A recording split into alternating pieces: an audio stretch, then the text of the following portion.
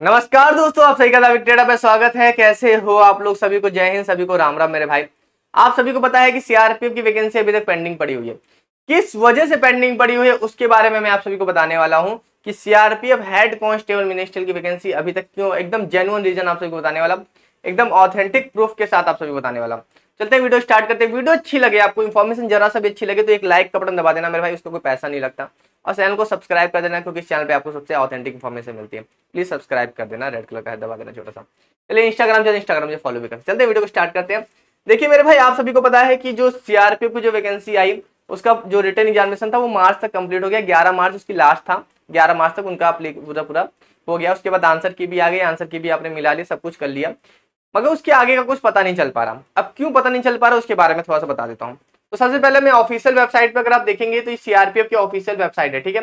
अगर आप देखेंगे यहाँ तो 22 नंबर पॉइंट पे अगर आपको एक पॉइंट दिखेगा, recruitment of SI steno hand constable LDC. अब एलडीसी का मतलब क्या होता है मेरे भाई, ये थोड़ा बताता हूँ आप सभी को। एलडीसी का मतलब होता है लिमिटेड डिपार्टमेंटल कॉम्पिटिटिव एग्जामिनेशन, यानी कि ये डिपार्टमेंट की भर्ती होती है। यानी कि इस पे सीआरपीएफ वाले जो बंदे पहले से जॉब कर रहे हैं जो सीआरपीएफ में, वो फिलअप कर सकते हैं। इसके भी क्राइटेरिया होता है कि हर कोई अप्लाई नहीं कर सकता, ठीक है। तो देखा जाए तो इसका क्या आया था मेरे भाई, इसका आप सभी को क्या आया था, इसका अप्लीकेशन आया था, इसका फॉर्म आया था। अगर इसको अप्लाई, इसको देखिए तो कब आया था इसका फॉर्म, इसके फॉर्म को देख लेते हैं मेरे भाई। अभी आपको धीरे धीरे सारी चीजें पता चलेगी। तो इसका फॉर्म देखे तो मेरे भाई 10 मई को इसका फॉर्म आया था।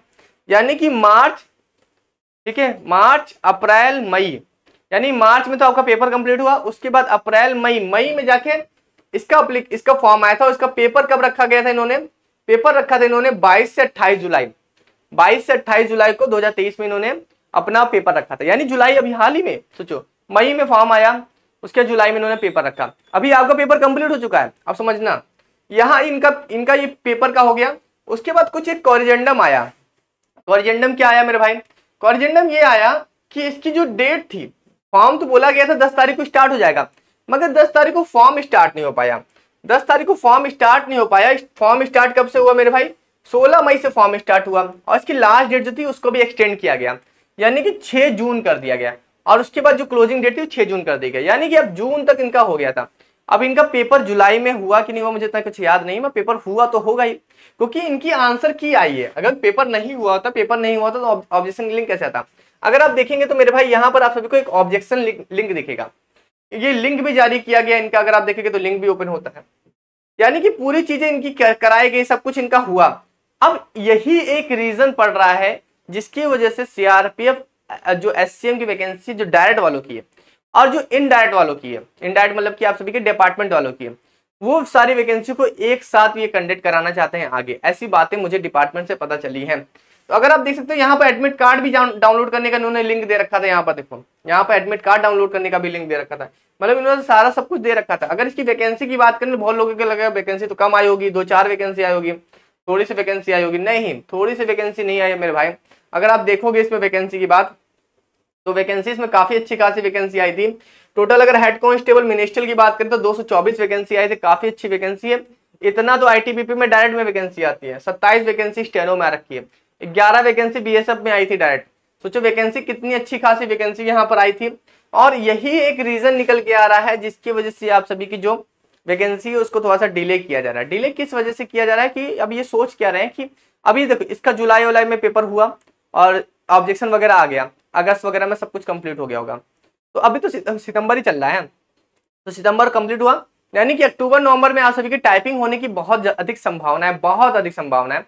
मैं पूरी तरह से कंफर्म भी नहीं बोलूंगा क्योंकि ये सारी चीजें ऑफिशियली नहीं है ना, ऑफिशियली किसी लेटर में तो लिखी नहीं है कि हम लेटर के हिसाब से आपको बता रहे हैं। ये सारी चीजें जो है डिपार्टमेंट से निकल के आए हैं बातें, वो आप सभी के साथ में शेयर कर रहा हूँ।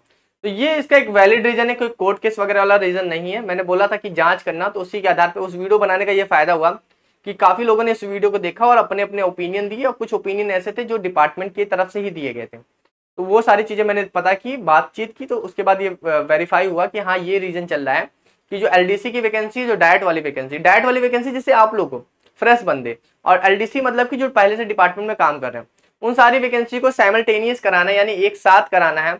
इसलिए वो इसलिए ऐसा कर रहे हैं क्योंकि फॉर्म तो इनके आगे पीछे आए, पेपर इनका आगे पीछे हुआ, मगर आगे की चीजें तो ये आगे आगे एक साथ कर सकते हैं ना। इसीलिए उन्होंने उस वैकेंसी को होल्ड पे रख दिया, डायरेक्ट वाली वैकेंसी को होल्ड पे रख के इस वैकेंसी को क्लियर कराया। अब इसके साथ ये दोनों वैकेंसी एक साथ चलेंगे, यानी अभी इसका जो मैटर है पूरा सॉल्व हुआ। जुलाई में पेपर हुआ है, तो जुलाई में पेपर होने के बाद अगस्त में इसके आंसर की वगैरह सब कुछ आ गई होगी, ऑब्जेक्शन वगैरह सब कुछ हो चुका है।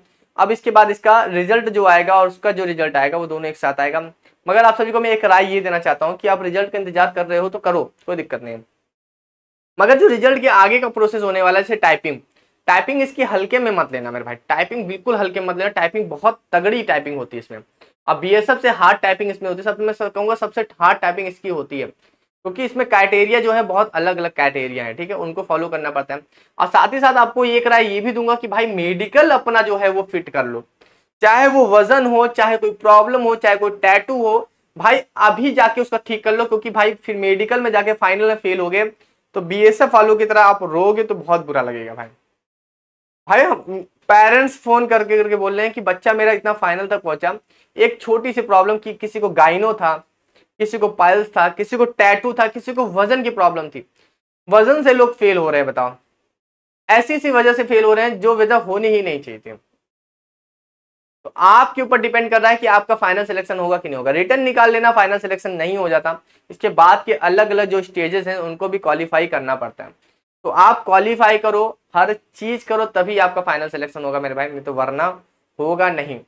तो आपकी जिम्मेदारी है कि आपने टाइपिंग को भी अच्छा करो, टाइपिंग की तैयारी करो। टाइपिंग एक डेडिकेटेड वीडियो बनाऊंगा जिसमें आप सभी को बताऊंगा, मेडिकल की एक डेडिकेटेड वीडियो बनाऊंगा जिसमें आप सभी को सब कुछ बताऊंगा, ठीक है।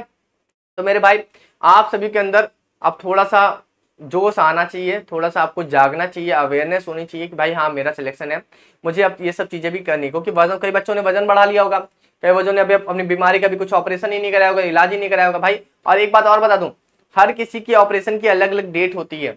डेट होने का मतलब है कि हर किसी की एक ड्यूरेशन होती है, कोई 6 महीने ओल्ड होना चाहिए, कोई 3 महीने ओल्ड होना चाहिए। तो भाई उसी हिसाब से अपनी चीजें करना और उसी हिसाब से अपने डॉक्यूमेंट भी बनवा लेना। ये चीज मैं आप सभी से कह रहा हूँ, अनऑफिशियल चीज है, वो चीजें कह रहा हूँ। तो भाई ये सब सारी चीजें अपने से कर लेना, वरना पछताने को मिलेगा आपको। तो ये आपके भले के लिए मैं कह रहा हूँ, बाकी आपकी मर्जी है। देखिए टेंटेटिव में बोलना अक्टूबर नवंबर में आप सभी किया आ जाएंगे, तो आपके पास समय वैसे कम ही है, सितंबर है, तो 1 महीना बाद अगर हो जाता है तो फिर आप कैसे भागे भागे फिरोगे। तो भाई टाइपिंग वगैरह चल करो। और बाकी वीडियो अच्छे लगे वीडियो को लाइक कर देना, चैनल को सब्सक्राइब जरूर कर देना, रेड कलर सब्सक्राइब बटन को प्रेस कर देना। तो अभी के लिए मिलते हैं नेक्स्ट वीडियो में। Thank you so much.